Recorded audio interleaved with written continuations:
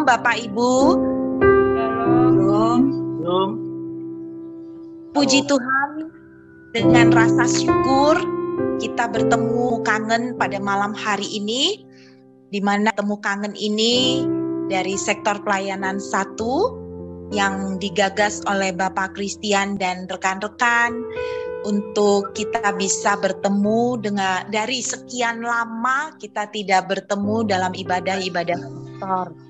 Maka kita akan mulai, dan kami bersyukur buat Bapak Pendeta Nyoman, Bapak Pendeta Ari yang juga hadir di dalam dan dengan rasa syukur dan penuh sukacita kita masuk dalam doa pembukaan. Mari kita berdoa. Bapa di surga, Bapa yang kami sembah di dalam nama Tuhan kami Yesus Kristus, kami bersyukur Tuhan karena malam hari yang indah ini Tuhan masih Kau berikan kepada kami untuk kami menikmatinya Bapa. Terima kasih Tuhan di atas pertemuan kami walaupun secara Terima kasih Bapa, ampuni setiap salah dosa kami. Di dalam nama Tuhan Yesus, doa ini kami alaskan. Amin. Jemaat yang terkasih, kita lanjutkan sesi kami melalui firman yang akan diberikan oleh Pak Pendeta Nyoman. Silakan Pak Pendeta. Ya, Bapak Ibu, saudara kekasih dalam Tuhan, saya mengajak buka 1 Samuel pasal 22. Kiranya semua dapat menjangkau Alkitab. 1 Samuel pasal 22, hanya 2 ayat, kita akan baca ayat 1 dan ayat 2. 1 Samuel pasal 22, ayat 1 dan 2. 1 Samuel 22, ayat 1 dan 2. Mungkin 10-15 menit saya share ini, lalu barangkali ada yang mau berbagi sehubungan dengan firman Tuhan ini. 1 Samuel 22 ayat 1 dan 2. Sebelumnya mari kita berdoa.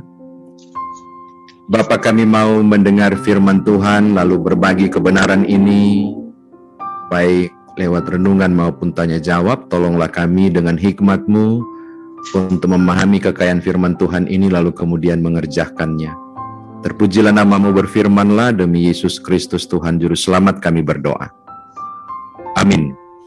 1 Samuel pasal 22 ayat 1 dan ayat yang kedua saya bacakan. Lalu Daud pergi dari sana dan melarikan diri ke gua Adulam. Ketika saudara-saudaranya dan seluruh keluarganya mendengar hal itu, pergilah mereka ke sana mendapatkan dia. Berhimpunlah juga kepadanya setiap orang yang dalam kesukaran, setiap orang yang dikejar-kejar tukang piutang, setiap orang yang sakit hati, maka ia menjadi pemimpin mereka. Bersama-sama dengan dia ada kira-kira 400 orang. Demikian firman Tuhan. Saya dan saudara dikatakan berbahagia jika mendengarkan firman Tuhan ini, merenungkannya, memberitakannya, istimewa melakukan dalam hidup beriman kita. Bapak Ibu, pernah enggak Bapak Ibu mengalami salah sambung? Salah sambung dalam pengertian ya jaringan telepon misalnya, atau salah sambung ketika memberi perintah lalu yang dijawab atau dilakukan keliru. Kita minta sendok, yang diantar misalnya piring. Salah sambung misalnya ketika kita menghubungi seseorang, ternyata orang lain yang justru menjawab. Hari ini saya mau berbagi kisah salah sambung di tengah suka dan duka. Kisah salah sambung di tengah beberapa kejatuhan yang dialami oleh Daud. Kisah salah sambung yang dialami oleh Daud, tapi salah sambungnya bukan dengan Saul. Salah sambungnya bukan dengan orang-orang sekitarnya, tapi salah sambungnya dengan Tuhan. Kalau salah sambung dengan orang lain nelpon, itu hal biasa. Tapi kalau nelpon dengan Tuhan terus salah sambung, atau Tuhan nggak yang kita minta, itu sesuatu yang menarik sebenarnya untuk direnungkan. Tapi sebelum masuk ke situ, saya mau berbagi sedikit. Mudah-mudahan Bapak Ibu tahu kisah ini. Ini peristiwa yang terjadi di satu gua, namanya Gua Adulam. Kenapa dia ada di Gua Adulam? Karena Raja Daud ini melarikan diri dari kejaran Saul dan rombongan. Targetnya harus mati. Makanya Daud melarikan diri ke sana ke sini, pokoknya penuh dengan persoalan besar, dan dia kemudian bersembunyi di Gua Adulam. Ketika dia bersembunyi di Gua Adulam, Bapak Ibu, kondisi yang sangat sulit dia alami. Ketakutan, kengerian, dan berbagai hal dia dapat karena dia khawatir Saul bisa dapat dia. Dan ketika Saul dapat, habis saya.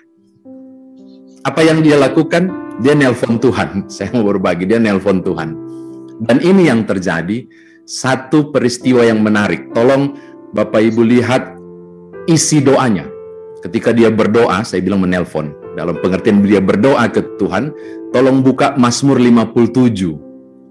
Mazmur 57 itu isi doa di Gua Adulam.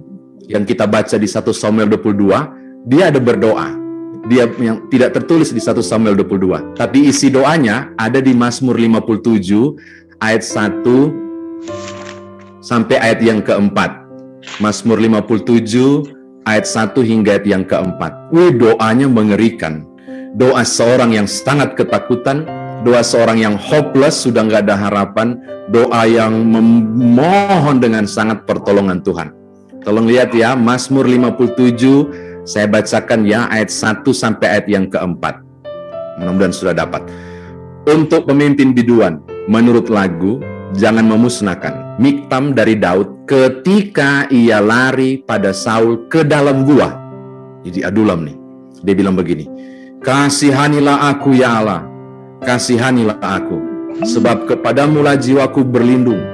Dalam naungan sayapmu aku berlindung, sampai berlalu penghancuran itu. Aku berseru kepada Allah yang maha tinggi, kepada Allah yang menyelesaikannya bagiku. Kiranya ia mengirim utusan dari sorga, dan menyelamatkan aku, mencela orang-orang yang menginjak-injak aku. Kiranya Allah mengirim kasih setia dan kebenarannya. Ibu-ibu, Bapak Ibu, tolong lihat redaksi ini. Dia berdoa amat sangat di tengah kehancuran dan ketakutan. Dan yang paling saya garis bawahi, kalimat permohonan ayat 4. Kiranya ia mengirim, kalau bahasa sederhananya, bala tentara sorgawi, dia bilang gitu. Pokoknya kira-kira begitu kalau mau dibahasakan sederhana, untuk menghancurkan Saul. Menginjak-injak, untuk membuat orang-orang yang mencela-cela aku dan menginjak aku, Tuhan hancurkan. Kirimkanlah aku pasukan surgawi pokoknya untuk mengawal aku. Nah sekarang mari kita kembali ke teks. Apa yang Tuhan jawab? Di 1 Samuel 22. Ayat 2 itu jawabannya. Makanya saya bilang salah sambung. Tolong lihat 1 Samuel 22 ayat 2. Dia minta Tuhan kirim pasukan surgawi untuk menolong dia, untuk memampukan dia menghadapinya. Yang datang, coba lihat, berhimpunlah juga kepadanya setiap orang yang dalam kesukaran, setiap orang yang dikejar-kejar tukang piutang, setiap orang yang sakit hati, maka ia menjadi pemimpin mereka. Bersama-sama dengan dia ada kira-kira 400 orang. Ibu-ibu, Bapak Ibu tangkap? Yang datang memang banyak yang dikirim. Tapi justru yang hadir mereka yang punya persoalan, bukan malak surgawi, bukan pasukan perang yang siap menolongnya menghadapi Saul. Justru yang datang orang yang butuh pertolongan. Dia minta pertolongan, yang Tuhan kirim orang-orang yang butuh pertolongan. Coba, salah sambung kan? Kalau kita baca secara literal, ini peristiwa salah sambung. Tapi saya mau kasih tahu Bapak Ibu sekalian, sesungguhnya ini bukan salah sambung. Oh, ini menarik nih. Tiba-tiba dia disebut sebagai pemimpin. Dalam teks Ibrani itu harus diterjemahkan sebagai hakim. Dan fungsi hakim selain memimpin, mengadili. Fungsi hakim selain memimpin dan mengadili, melindungi. Fungsi hakim selain memimpin, melindungi, menghakimi, juga memberi solusi dan jalan keluar. Saya lagi membayangkan betapa sibuknya Daud mengurus orang yang berpiutang. Yang ada piutang, kesian. Ini, kayaknya ini kau harus cari, ini ya, kayaknya ini ada sedikit dana, ya sudah kau pakailah, bagaimana caranya kau berkomunikasi orang yang menagih hutang supaya bla bla bla. Oh, kau yang lemah kayaknya bagus. Dia disibukkan. Walaupun tidak disebutkan di teks ini, saya menangkap sesuatu yang tersembunyi. Saking sibuknya dia ngurus orang yang minta tolong, dia kemudian lupa kalau dia punya masalah. Saking sibuknya dia ngurus orang yang butuh pertolongan, Daud jadi lupa bahwa sesungguhnya dia butuh pertolongan. Sebab dia sibuk nolong orang. Dan Alkitab berkata, Gad datang, Nabi Gad datang. Bahkan dia pergi kemudian ke Mispa, ke Moab, untuk kemudian tolong saya titip orang tuaku. Karena orang tuanya ikut datang. Dan dia terus memimpin 400 orang. Bahkan saking sibuknya itu saya katakan tadi, dia lupa ketakutannya. Dia lupa kekhawatirannya. Silakan baca pasal-pasal seterusnya. Bapak Ibu akan menemukan dia dapat kekuatan ekstra. Alkitab tidak bilang, tapi saya menemukan itu kekuatan ekstra dari memberi kekuatan ke orang lain. Dia dapat kekuatan ekstra hingga kemudian dia berada di Kehila, dia kemudian ada di Gurun Sif, bahkan dia punya kesempatan, pasal 24, di Gunung Gedi untuk bisa bunuh sebenarnya Saul. Coba lihat, sibuk dia ngurus orang, sibuk dia ngurus segala sesuatu, dia lupa ketakutannya. Dia kemudian mendapatkan kekuatan untuk bangkit dari persembunyiannya atas perintah Nabi Gad. Berangkat, jangan kau ada di sekitar sini. Dan dia berangkat. Bahkan berhadapan face to face itu sebenarnya, walaupun dari belakang tuh, dengan Saul. Dia mendapatkan kekuatan ekstra. Yang saya mau katakan apa sebenarnya ketika Bapak Ibu baca teks ini? Sesungguhnya Tuhan nggak salah nyambung untuk jawab. Dalam benak Daud, pertolongan itu adalah sesuatu yang dahsyat.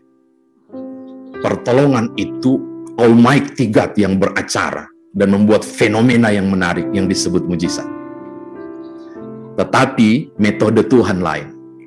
Ternyata dalam ketakutannya, Daud dikirim ke Adulam untuk mengalami terapi Gua Adulam. Terapi Gua Adulam yang baik itu adalah mengenyahkan rasa takut dengan cara mengenyahkan takutnya orang lain. Mendapatkan kekuatan dengan cara menjadi kekuatan bagi orang lain. Memperoleh pelukan dan rangkulan dengan cara memeluk dan merangkul orang lain. Itu terapi Gua Adulam. Tuhan tidak mengirim malak surgawi, tapi Tuhan menggiringnya di Adulam untuk alami terapi itu. Dia berpikir jalan keluarnya adalah sesuatu yang dahsyat. Tapi justru seakan-akan peristiwa natural yang biasa. Tapi sebaliknya, dia mengalami kondisi-kondisi yang luar biasa dipulihkan. Hingga mampu menghadapi perjalanan dari pasal 22 sampai pasal 24. Artinya saya mau titip begini kepada Bapak Ibu sekalian. Acap kali, ketika kita menghadapi kesengsaraan kehidupan, duka, persoalan, atau pergumulan, yang kita pikirkan adalah solusinya seharusnya A, solusinya seharusnya B. Kita mulai petakan. Kenapa kita mampu melakukannya? Karena kita berpikir, kita tahu apa yang kita inginkan. Sesungguhnya, Tuhan lebih tahu apa yang kita butuhkan. Kita banyak tahu apa yang kita mau, tapi kita nggak pernah tahu apa yang kita butuh. Dan Tuhan tahu apa yang kita butuh. Yang dibutuhkan Daud bukan datangnya malak surgawi membebaskannya. Tapi yang dibutuhkan Daud adalah ketenangan dan ketentraman. Masalahnya masih ada. Saul masih ada, Saul masih hidup. Tapi diberi ketentraman dan ketenangan melalui kehadiran masalah yang besar. Saya mau bilang bahwa kadangkala Tuhan meredakan badai untuk menenangkan hambanya. Tapi acap kali juga Tuhan biarkan badai tetap mengamuk. Dengan tujuan untuk sama, yaitu menenangkan hambanya ketika sang hamba berpaut padanya. Ada dua metode yang terlihat bahwa Tuhan kemudian menopangnya secara langsung atau melalui peristiwa untuk buat kita menyadari, mendapatkan kesadaran untuk memperoleh kelegaan. Bapak Ibu, ini penting untuk menjadi bahan refleksi tiap orang percaya bahwa tidak selamanya Tuhan bekerja untuk terlihat langsung menyelesaikan masalah. Acap kali, di tengah masalah, Tuhan mengirimkan dalam tanda kutip masalah lain. Bapak Ibu pernah baca, marilah kepadaku semua yang letih lesu dan beban berat, aku akan memberikan kelegaan kepadamu. Itu juga janji salah sambung menurut saya. Coba lihat, marilah kepadaku semua yang letih lesu dan berbeban berat, aku akan memberikan kelegaan kepadamu. Wow, berarti ketika saya datang memenuhi undangan Tuhan, saya akan diringankan, ya kan? Janjinya kelegaan. Saya akan dapat kelegaan. Kan enggak? Apa yang terjadi ketika kita datang? Tiba-tiba Tuhan Yesus lanjutkan, pikulaku yang kupasang, kan salah sambung. Aku datang untuk dapat diringankan, ku datang ditambah satu masalah, namanya kuk. Kalau Bapak Ibu, kuk itu hanya ada orang-orang di daerah seperti saya. Yang ada sawah, kalau ada 2 kerbau, menarik mata bajak, nah itu balok yang besar, penghubung antara kerbau yang saat kiri dan kerbau yang kanan, itu disebut dengan kuk. Kita datang kepada Yesus, janjinya dapat kelegaan kan? Salah sambung. Bukan dapat kelegaan, tapi dipasang kuk. Tapi jadi nggak salah sambung ketika kita maknai. Kalau andai kata saya adalah sapi kiri, mohon maaf menggunakan istilah ini, dan Tuhan mohon maaf adalah sapi yang kanan, itu jadi sesuatu yang luar biasa. Berarti ketika saya datang, Tuhan bilang, pikulaku.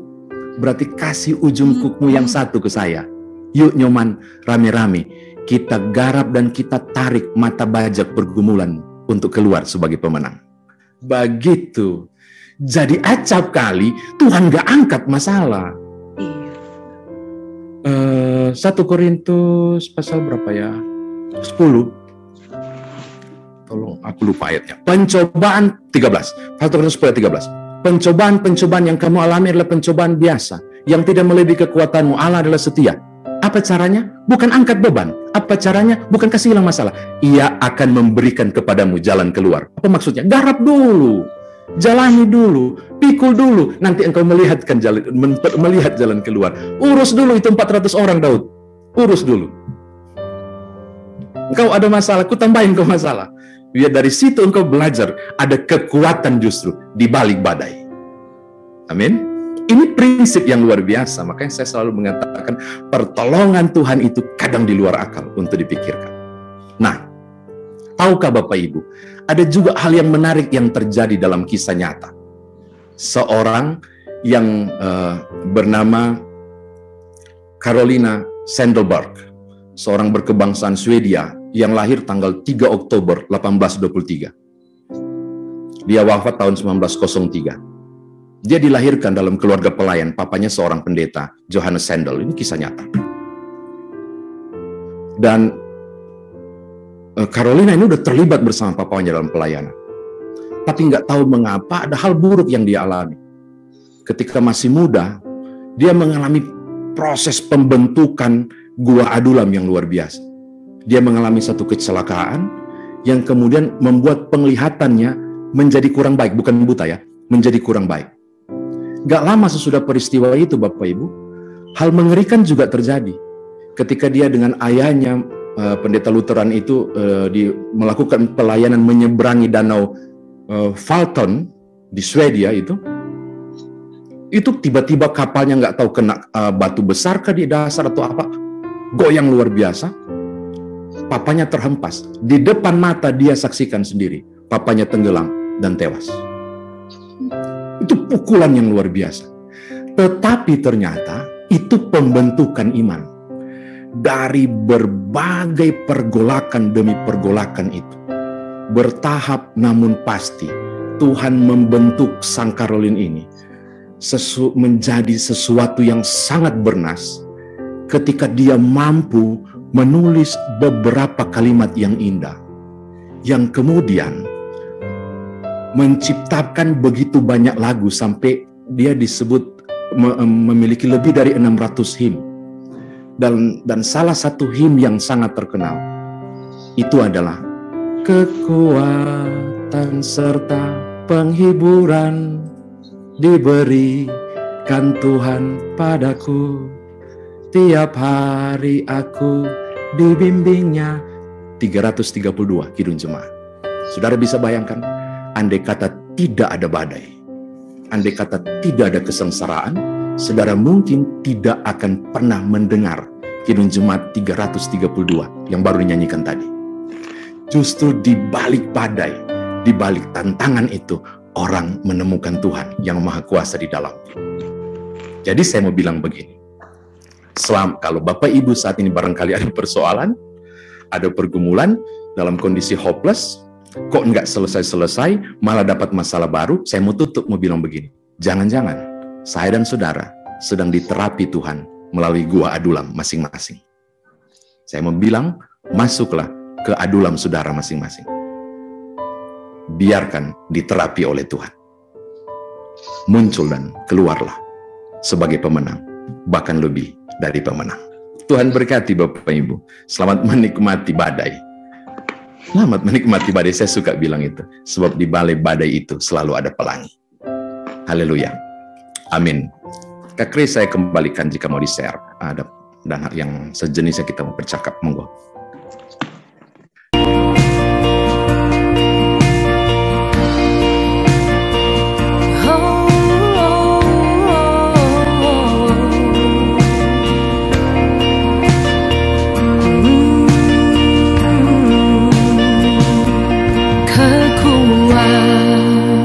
Serta penghiburan diberikan Tuhan padaku,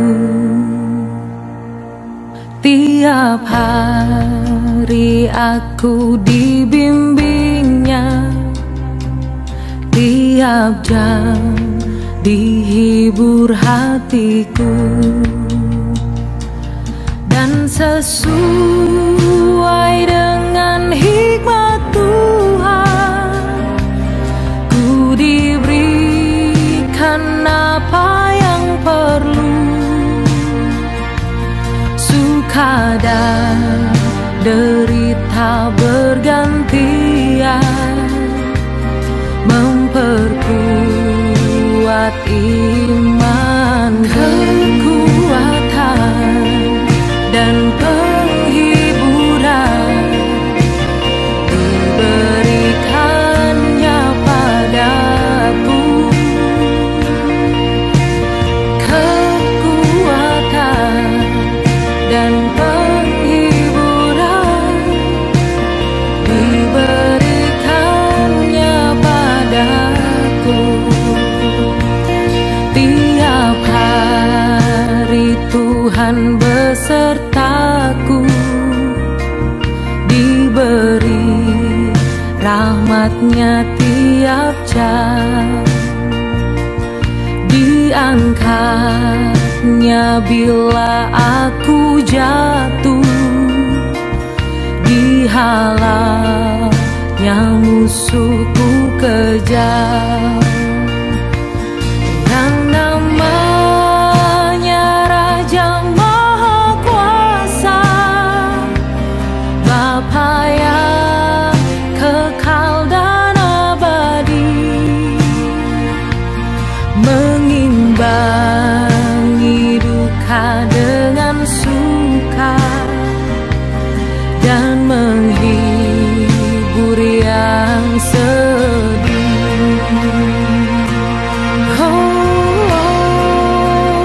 Kekuatan dan penghiburan,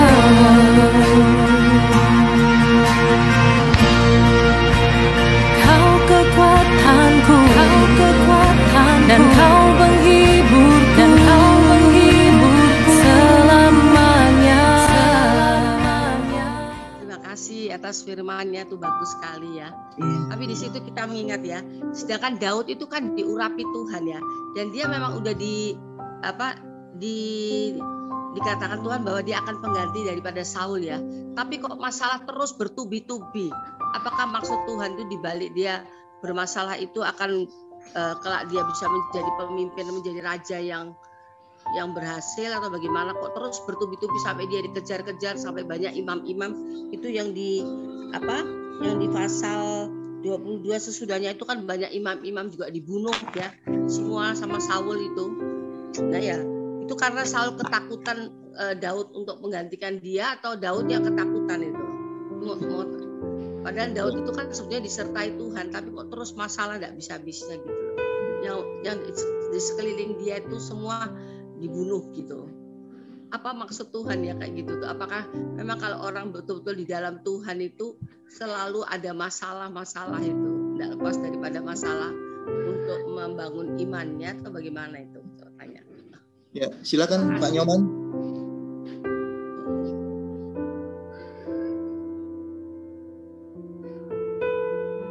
Terima kasih, Bu. Barangkali ada yang kenal dengan satu universitas UBN. UBN itu kepanjangan dari Universitas Belajar Menunggu, UBM. Universitas Belajar Menunggu. Universitas Belajar Menunggu. Waktu Tuhan adalah yang terbaik, dan memprosesnya luar biasa. Jangankan Daud, jarak antara delta Sungai Nil sampai ke Kanaan itu ada 3 opsi perjalanan. Ada yang mencapai kurang lebih 150 hari, walaupun mereka harus melewati Filistin, dan itu dihindari. Malah ada yang hanya ditempuh dengan 40 hari dari delta Sungai Nil sampai ke Kanaan. Tapi mereka akan melewati batu-batu cadas yang sangat panas. Tapi tiang awan, tiang api, kompas mereka, yang adalah Tuhan, menggiring hingga bukan 40 minggu, bukan 40 bulan, tapi 40 tahun. 2 sebab toh? Karena dosa. Makanya kan kita temukan karena dosa akhirnya mereka diperpanjang, padahal sudah siap mengintai tapi diperpanjang. Tetapi juga dalam rangka mengubah mentalitas budak menjadi mentalitas pejuang. Saya menyebut Universitas Belajar Menunggu. Acap kali kita berpikir sudah saatnya, dan kita berlari begitu cepat menyongsong masa depan. Sementara, maaf menggunakan istilah ini, Tuhan tertinggal di belakang, berjalan santai, menciptakan peluang, menembus kemustahilan. Mentalitas mie instan selalu ada dalam sisi kemanusiaan kita. Kita lupa pada proses dan timing yang Tuhan buat. Ia akan membuat segala sesuatu indah pada waktunya. Pada waktunya berarti bukan sembarang waktu. Pada waktunya berarti bukan suka-suka waktu. Pada waktunya berarti waktunya Tuhan yang Tuhan tentukan. Daud mesti menunggu sampai tiba saatnya Saul mati. Baru kemudian dia duduk. Itu pun Bapak Ibu belum 12 suku kan? Belum kan? Baru 2 suku dulu kan, Yehuda sama Benyamin ya waktu itu. Baru kemudian bersatukan dengan 10 suku yang sisa. Bertahap proses itu. Dan ternyata kita dapat pemikiran yang luar biasa. Pekerjaan Tuhan itu adalah satu proses yang tidak instan, tapi dilalui tahap demi tahap. Selalu saya bilang dimanapun kesempatan berada, Bapak Ibu, saya selalu bilang, kebenaran saya studi khusus tentang mujizat di Injil Matius sampai Injil Yohanes, tidak ada yang sifatnya tanpa proses. Semua selalu memakai proses. Sebut saja Tuhan Yesus menyembuhkan orang buta sejak lahir di kolam Siloam. Itu mundur dulu kan? Berapa ratus tahun dulu kan? 700 tahun dulu kan? Menyiapkan Hizkia yang divonis mati itu toh. Baru kemudian menggali terowongan, baru kemudian muncullah kolam Siloam. Yang di masa Yesus baru dipakai kan? Bukan saja itu, dia harus meludah dulu. Mengobok-obok tanah, itu najis Bapak Ibu. Ludah itu najis. Lalu diludahin ke tanah, diobok-obok. Lebih najis, najis double-double. Baru Tuhan Yesus taruh di mukanya. Peng. Wow! nya salah sambung ini, minta kesembuhan, dibikin buta double. Kasih kotoran itu tong. Dan untuk Bapak Ibu tahu, itu hal yang sangat memalukan, sebab itu najis dan dia meleleh begini. Dan dia harus jalan kurang lebih 1 kilometer kurang menuju ke Siloam. Bayangkan dia tutup mata baba jalan begini, kiri kanan orang ketawain dia. Andai kata dia mundur, andai dia bilang, "Nah, Rabi, engkau mempermalukan saya." Dia nggak dapat kesembuhan.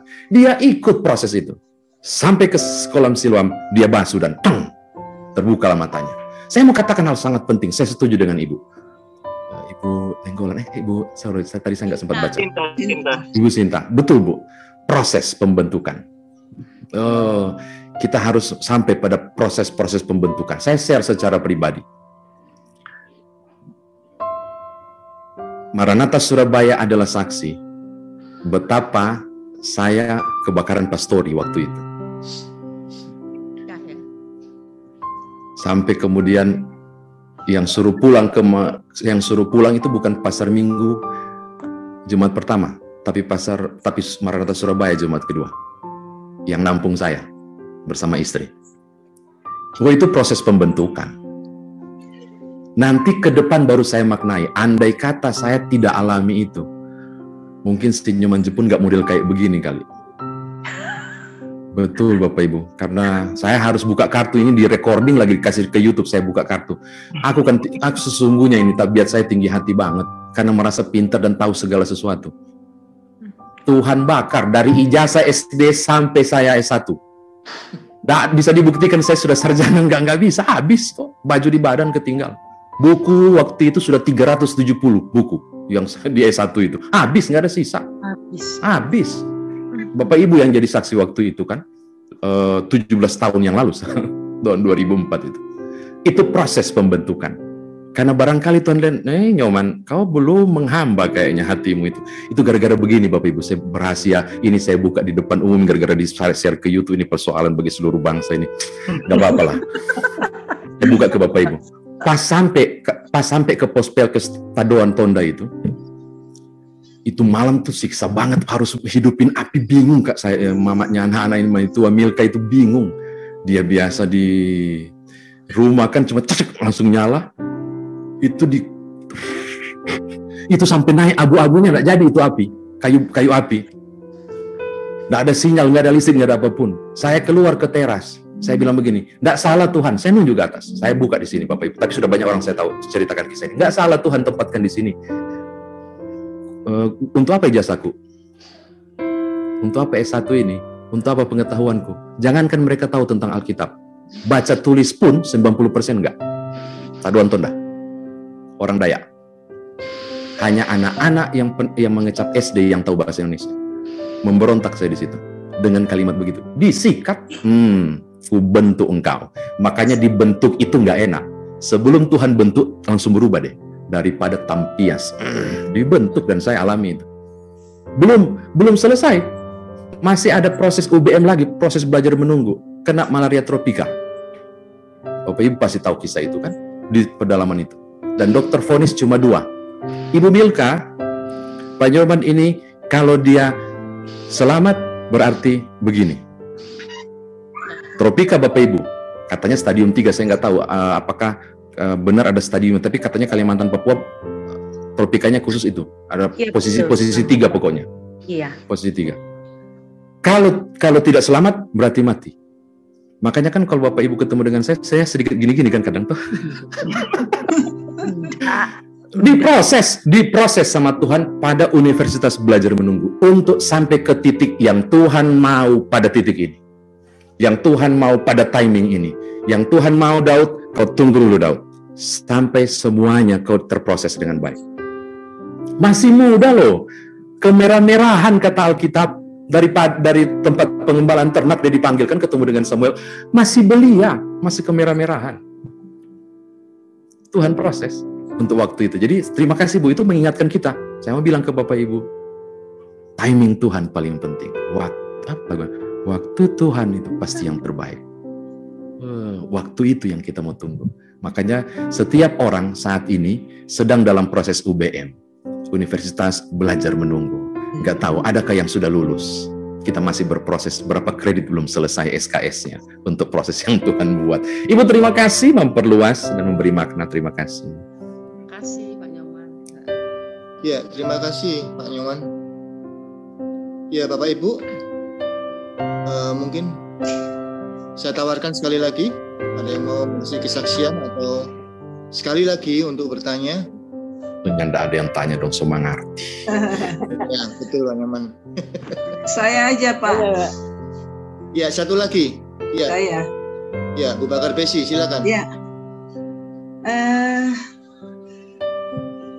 Terima kasih firman-Nya bagus. Saya juga merasa firman ini kira-kira makna yang kita untuk kita orang percaya ya, bahwa memang sesuatu itu tidak instan ya. Kalau kita punya masalah kita berdoa ya, kita itu yang tadi Pak Pendeta bilang harus ada universitas belajar menunggu. Jadi barangkali kalau saya pikir solusinya apa bagi kita yang supaya kita juga tidak kecewa terhadap berdoa tapi kok tidak ada jalan keluar gitu loh untuk masalah yang kita hadapi. Saya pikir barangkali kita berdoa lebih baik kita berdoa bukan minta kekuatan dari Tuhan. Jadi kita minta Tuhan memberikan kekuatan supaya kita menghadapi masalah ini. Barangkali gitu Pak Pendeta ya. Minta kekuatan saja. Jadi kita nggak bisa cari solusi, kita belajar menunggu ini ya. Jadi Tuhan, kita minta sama Tuhan berikan kekuatan bagi kita untuk menghadapi masalah ini. Begitu Pak Pendeta. Wah, ini jadi makin panas nih topiknya, ini menarik nih. Kayaknya saya harus minta tolong Pendeta Ari nanti untuk menambahkan. Bapak Ibu pasti mengenal Matius pasal 7 ayat 7.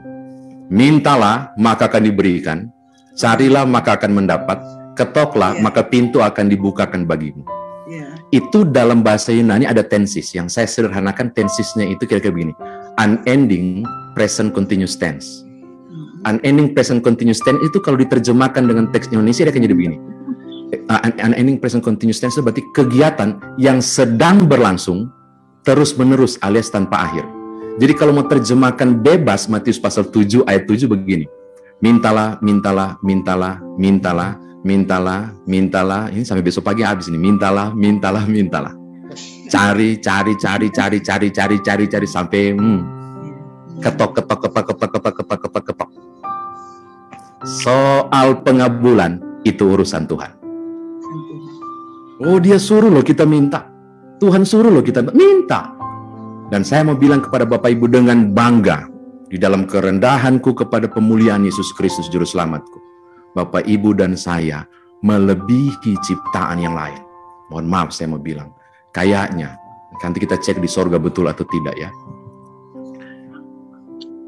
Malaikat itu disebut malakah.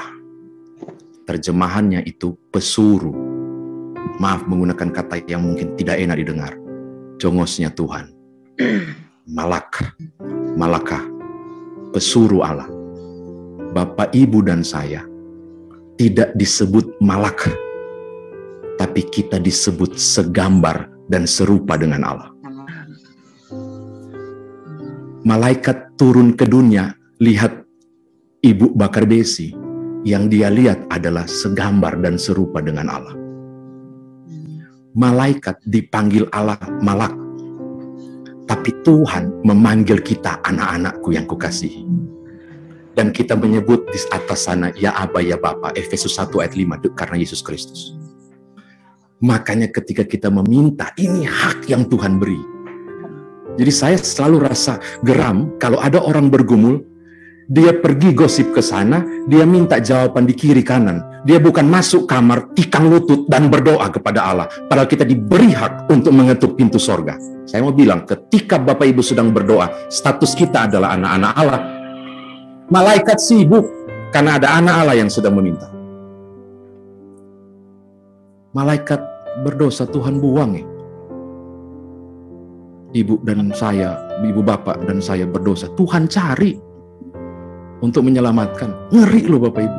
Status kita ini luar biasa. Bagi saya mau bilang, jadi bagaimana harus saya buat? Milikilah mentalitas anak-anak Allah. Bukan mentalitas budak yang terjajah oleh persoalan, yang terjajah oleh pergumulan. Mohon maaf saya Bapak Ibu, saya mau bilang begini. Apa itu mujizat? Mujizat itu hal yang supranatural kan? Supra itu berarti di atas. Nah, di atas natural itu alami. Jadi mujizat itu berarti di atas alami, di atas yang alami. Dan itu berarti nggak masuk di akal. Itu impossible. Itu nggak logis. Itu nggak masuk di akal kita. Jadi siapapun saat ini yang punya masalah, so minta-minta nggak dapat jawaban, dan Bapak Ibu tiba-tiba bilang begini, nggak masuk di akal ini Tuhan. Wis, hati-hati. Hati-hati. Oh, impossible ini Tuhan. Wis, hati-hati. Mengapa? Sebab wilayah nggak masuk di akal, wilayah impossible, itu wilayah mujizat. Semangat mau bilang itu. Supaya orang percaya ketika bergumul nggak goyah. Yang dia buat adalah berpengharapan. Saya minta, saya sudah lakukan semuanya. Saya belum dapat jawaban. Berpengharapan. Karena Roma Roma pasal 5 ayat 5 bilang, pengharapan tidak mengecewakan. Roma 12 ayat 12 bilang, bersukacita dalam pengharapan, sabarlah dalam kesakan, dan bertekunlah dalam doa. Kalau ibu tanya apa yang harus saya buat, tetaplah berpengharapan. Karena dia membuat segala sesuatu pasti indah pada waktunya. Bapak Ibu kan tahu toh, barangkali sudah tahu kan, saya punya si bungsu kan, lahir di vonis Tuhan, di vonis dokter bisu kan. Bisu, si Kenan tuh di vonis bisu. Dan itu dunia hancur. Proses pembentukan kayaknya belum selesai ke saya belum UBM terus ini dari Tuhan. Kayaknya belum pernah lulus sampai sekarang. Itu divonis bisu. Itu hancur Bapak Ibu, saya berdua dengan istri itu, aduh menangis. Kurang apa lagi Tuhan. Nah, begitulah orang Kristen toh. Saya enggak malu hati mau bilang ke Bapak Ibu, sedikit-sedikit bangkit Tuhan, kurang apalah saya. Kurang apa saya melayani, kenapa dapat begini? Saya alami. Sampai sekarang. Tapi puji Tuhan, dia pakai alat bantu dan sekarang sudah ngomong normal walaupun kosakatanya minim. Masih. Tapi saya percaya ini proses yang Tuhan buat dan aku harus menunggu sampai timing yang Tuhan buat. Dia dapat. Saya kira saya sedang salah berpikir barangkali. Yang saya minta Tuhan bukalah pendengarannya. Jangan-jangan Tuhan bilang, lu kira biar dia tidak menguasai betul vokalnya, dia nggak punya masa depan. Tahu loh, proses adulam. Yang kita pikirkan kan jalan keluarnya begini Tuhan. Makanya kita nggak pernah lihat pengabulan dari Allah. Sudah pernah dengar kan cerita tentang banjir yang pakai perahu karet itu? Saya pernah bilang di Maranatha itu. Pendeta menyiapkan khotbah di Matius pasal 7, mintalah. Nah, itu di musim hujan. Sementara dia berkhotbah ternyata banjir. Tiba-tiba ada sandal yang mengapung di gedung gereja. Jemaat pada kabur. Menyelamatkan diri, pendeta bilang, Tuhan jangan permalukan saya. Dia yakin akan diselamatkan. Betul, naik makin lama makin tinggi airnya itu. Sampai di sekitar mimbar, dia beranjak. Naik ke loteng 2. Datanglah regu penyelamat. Bapak pendeta mari, ikutlah. Oh enggak, Tuhanku lebih hebat dari perahu karet ini. Dia akan menyelamatkanku. Pergi. Makin lama makin tinggi, dia naik di atap gereja. Datang kedua lagi, Pak Pendeta, ayolah, ini hampir terakhir ini kesempatan. Rombongan, pergilah, Yesusku luar biasa akan menyelamatkanku. Ini bukan kisah nyata ya, saya cuma baca di 1500 cerita bermakna kah atau buku apa itu. Pergi. Terakhir yang ketiga, cuma sepasang anak muda. Pak Pendeta, ini perahu karet terakhir, nggak ada lagi. Berangkatlah, Tuhanku akan selamatkan saya. Ya betul Bapak Ibu, nggak datang Tuhan. Kebenaran dia nggak bisa berenang, hanya bisa gaya dada, dan tenggelam. Mati.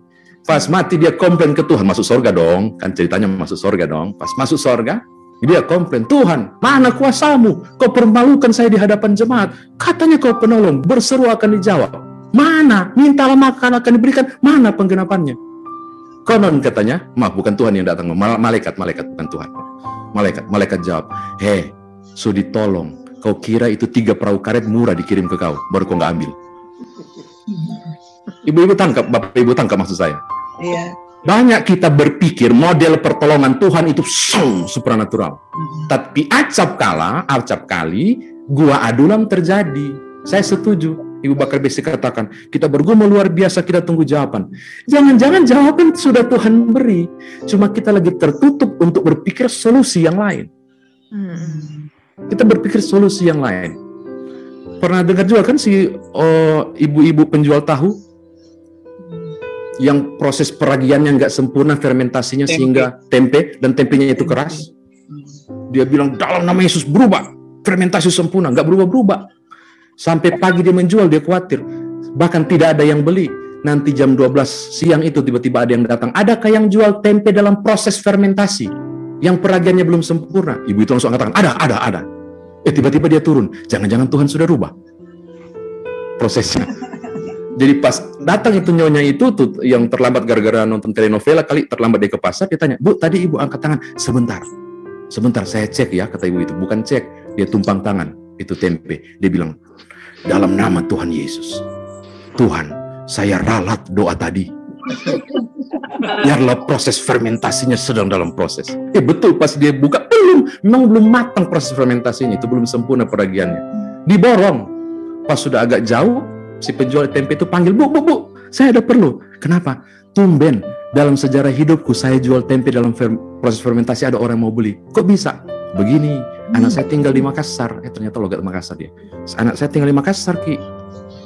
Dia suka tempe Surabaya. Nah, kalau ku kirim yang sudah dalam proses peragian sempurna, Ki, kena turbulensi rusak, Ki. Dia tidak dapat yang enak-enak. Jadi sengaja ku cari yang proses fermentasi supaya berangkat. Apakah doanya terkabul si ibu ini? Enggak terkabul. Karena Tuhan tidak menjawab apa yang diinginkan, tapi Tuhan menjawab apa yang dia butuhkan. Amin. Ini prosesnya. Kita harus belajar berproses pada mau dan kehendak Tuhan. Jangan bangun jawabannya dalam pikiran kita. Makanya penyerahan diri itu sangat penting. Saya kayaknya sudah kayak penyegaran iman ini, minta maaf. Ibu Bakar Besi saya kembalikan. Aduh, terima kasih. Iya. Terima kasih Pak Nyoman. Iya, terima kasih Pak Pendeta. Ya, sebagai manusia kadang kita ingin ya kemauan kita padahal bertentangan dengan apa yang diinginkan Tuhan. Ya, Bapak Ibu yang terkasih, saya kira sudah cukup. Pak Mul tadi ada mau tanya kayaknya Pak Harul. Satu lagi Pak Kris. Sudah dijawab Pak. Oh, sudah dijawab. Haleluya. Puji Tuhan. Bedanya antara menunggu dengan dengan usaha kita. Jadi di bagian kita sebagai manusia kan berusaha, bagiannya Tuhan menetapkan. Nah, ini tadi itu gimana pada kondisi apa yang kita harus bisa dulu, baru nanti ketetapan Tuhan yang terjadi. Ya. Itu Pak. Saya kayak sedang ujian disertasi malam ini. Gara-gara pertanyaannya, wow, mengerikan. Pendeta Ari mana ini tidak menolong diriku ini.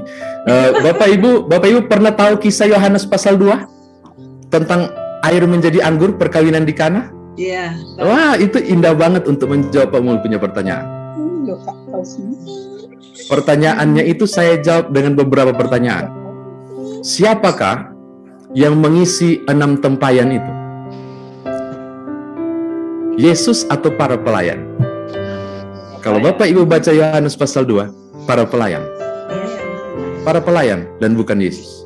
Dan tahukah Bapak Ibu, tempayan itu gunanya untuk pembasuhan kaki. Saya mau cerita sedikit adat istiadat Yahudi. Kalau ada pesta perkawinan, mereka bangun tenda, dan biasanya lantainya itu pakai permadani, walaupun itu pasir dipakai permadani. Nah, orang masuk harus lepas kasutnya. Lalu si pelayan itu langsung berjongkok, membasuh tamu itu punya kaki, lalu lap dengan kain yang diikat. Makanya kenapa GPB pakai stola, itu makna teologisnya di situ. Barang siapa melayani, dia harus mengikat pinggangnya. Itu ada kain khusus yang mengikat pinggang. Nah, simbol kita di stola itu simbol pelayanan. Jadi siapapun para pelayan Yahudi yang sudah ikat pinggang, berarti dia yang bertugas waktu itu. Sama toh orang kalau GPB pakai stola berarti dia yang bertugas. Kalau enggak berarti dia duduk manis di jemaat. Dilap dia cuci. Itu fungsinya adalah untuk terima tamu. Pernah baca tentang 10 gadis bijaksana, 10 gadis bodoh? Iya. Itu kisah budaya yang harus kita terima berdasarkan Yohanes pasal 2. Apa itu? Kalau pesta sudah dimulai, pintu ditutup. Betul toh? Yang bodoh itu kan nggak dapat masuk, ditutup. Kalau ditutup berarti nggak terima tamu. Sekarang, peristiwa Yohanes pasal 2, pesta sudah mulai, anggur sudah habis. Anggur sudah habis. Tiba-tiba Tuhan Yesus bilang begini, "Hei, para pelayan, isilah tempayan itu penuh dengan air." Mohon maaf Bapak Ibu, dalam nama Tuhan Yesus saya tidak bermaksud mengajarkan kosakata yang tidak baik. Tapi kalau saya yang pelayan, saya bilang, "Sorry Rabi, nggak ada guna. Sebab pesta sudah dimulai, pintu sudah ditutup, pembasuhan kaki tidak perlu ada, maka tempayan itu nggak perlu diisi lagi."